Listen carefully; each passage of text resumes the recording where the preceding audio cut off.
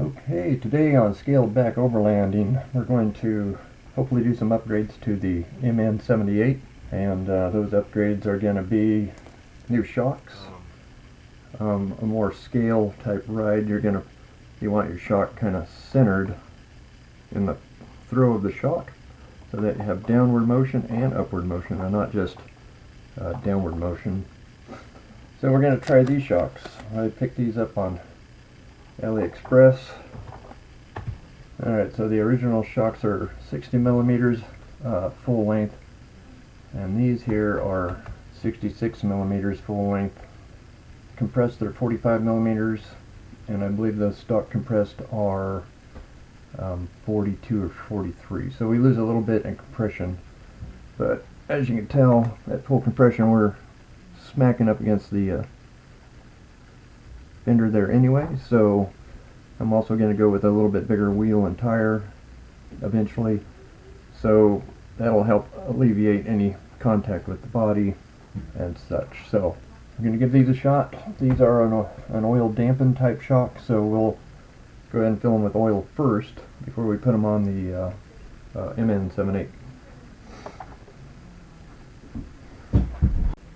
So I already had some shock oil here from a previous project.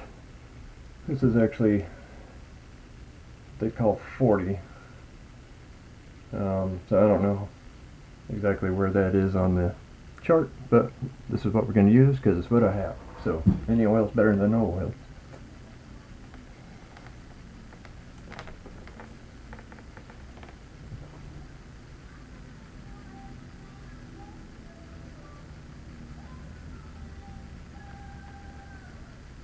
I have a syringe. I'm going to give it a shot, see if it'll work.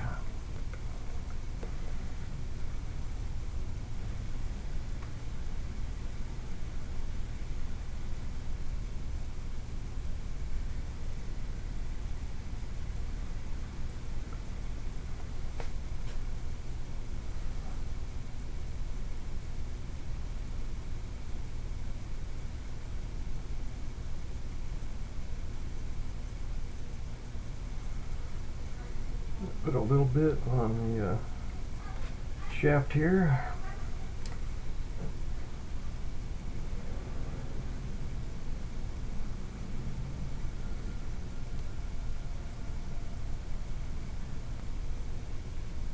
Put the spring back on.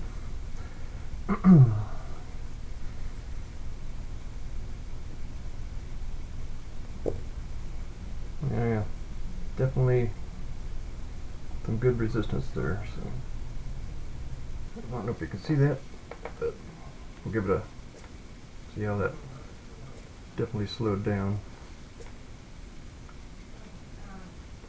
Alright, now for the next one.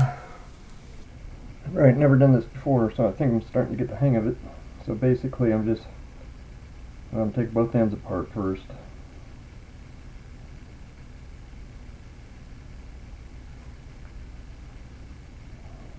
And I'm just putting like a little drop on the shaft here where the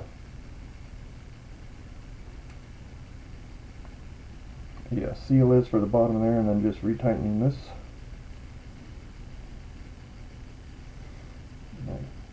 And make sure that shaft gets a little lube there, and pull it all the way down. And I'm just filling this up almost to the top, but not quite. Putting the cap back on,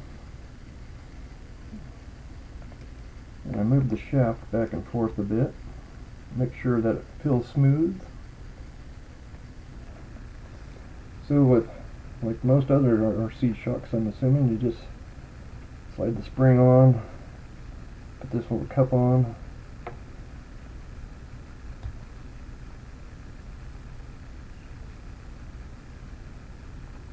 let go of the spring, and there you go. And these springs are a little bit smaller. I think the MN78 comes with 15 millimeter diameter springs, and these are, I believe, 10. So I'm hoping that even though they're a little longer, that being a smaller diameter and it looks like a smaller spring as well, that we'll get a little bit of compression, or at least more compression than we did with the, because I'd like the shock to be more centered like a real car and not fully extended. And if these fully extend, that's going to raise the body quite a bit. So the only other option after that is to cut a few springs out of this, because these are adjustable with this wheel here. You can tell length is quite a bit more. I did get these metal spring mounts, so I'm thinking these are going to be useful for the top. And I think on the bottom they just trim this off. Alright, so these new spring mounts are definitely going to be very useful. You can tell that they have a different attachment. But if you have the old shock, or want to use these metal mounts with the old springs, they do include these small brass inserts that you can put in these stock shocks. They also come with new screws and longer screws for the top. So I checked the depth of the hole going into the shock here for the screw that holds it on, and it hole actually goes all the way back into here. So I'm going to go ahead and just cut that off right, or pretty flush with the control arm there, probably just a little bit out. There's a bit of a bulge there, probably just on the inside of that bulge.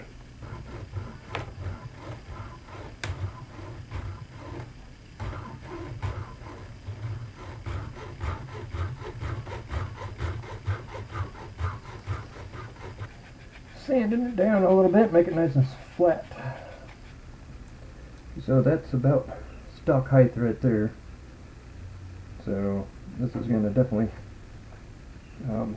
push it up a bit, at least without extra weight on it anyway. Now on to the next ones. Beautiful. Alright, now on to the back. Looks like you're going to have to do the same thing. You're going to have to cut these back just like on the front.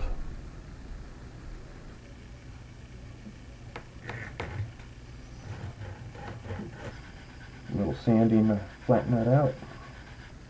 Apparently the way they design these shocks, when they're bolted in there or popped in there, they support this lower arm here. See how it moves out and in? So it's actually on a little bulb too, but if it gets over here it could bind up. So I'm adding a little tiny screw in between the shock and the arm there so that it holds it in place. Alright, well, there it is. We'll see how it does. There it is. Sits a little high, obviously. Well, actually way high. It's kind of hoping that the body would, the springs would be less at tension, but which it seems they are. It's just, you know, isn't anything near what I want. So we'll I'll do a little spring trimming, see what I can get. Alright, got the springs off. Let's see, we're gonna measure. If I do 12 millimeters, we'd be cutting off 1, 2, 3, 4, 4 coils. Cut 4 off, and I'm going to cut it where the end of that spring is.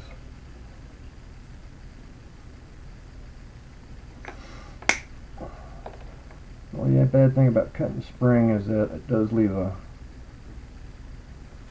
hook there, because that normally is the way they make the ends is flat.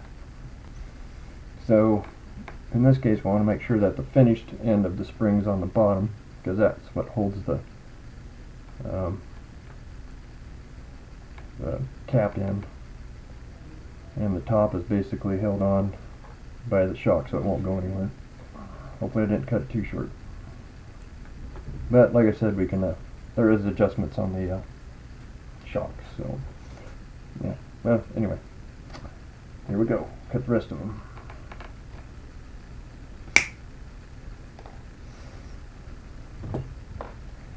Alright, put them back on, see what we get. Okay, there it is with 12 centimeters cut off, and it's sitting just about right. Probably still a little, well, get a few cycles through this and then we'll see where we're at. Yeah, I'm thinking it's sitting pretty close. These are a little smaller wheel than what I want. I'll be putting on a little bit bigger wheel, so I don't remember what size these are. These are like a, in scale, like a 30 or 29 inch, I think.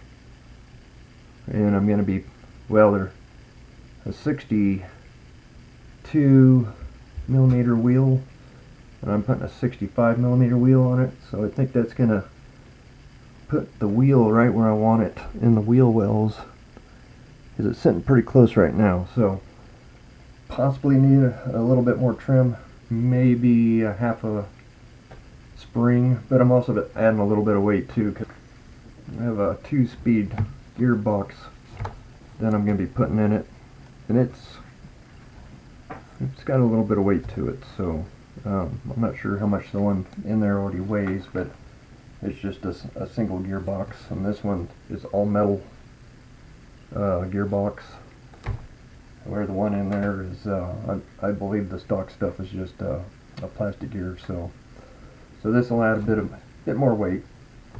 But anyway, that is the plan. So we're gonna leave it like that until I get the wheels and tires, and then I may have to do a little more tuning, because right now I'm still at the top of the adjustment. So I do have adjustment down, I don't have adjustment up, but I'm trying to keep the springs as long as possible so that they still have a rate. So there you go, and I guess probably the next series is me putting this motor in and then converting this over to a real RC. I have another transmitter because I need another channel for the servo on the 2-speed transfer case, or 2-speed gearbox. So I got another transmitter in and a few other little things. So we'll see how it goes. Thanks for watching.